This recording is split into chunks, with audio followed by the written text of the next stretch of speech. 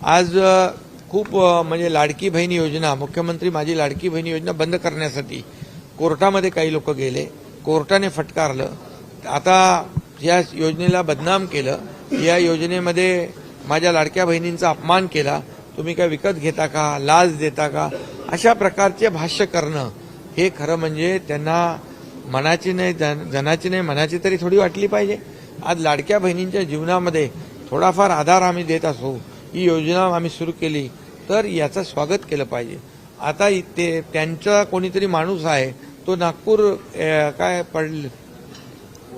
वडपल्लीवार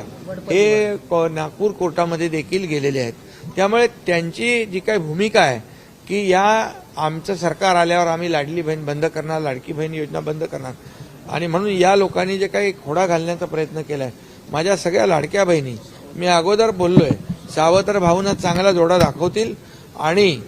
येणाऱ्या निवडणुकांमध्ये देखील ज्या योजना ज्या आम्ही सुरू केल्या, मुख्यमंत्री माझी लाडकी बहीण योजना, मुख्यमंत्री अन्नपूर्णा योजना म्हणजे 3 गॅस सिलेंडर मोफत देणं, युवा प्रशिक्षण योजना, स्टायपंड देणं, मुलींचं उच्च शिक्षण मोफत करणं, या सगळ्या ज्या योजना आहेत, वयश्री योजना आहे, शेतकऱ्यांची जी शेतीपंप करणाऱ्यांचं वीज बिल माफ करणं,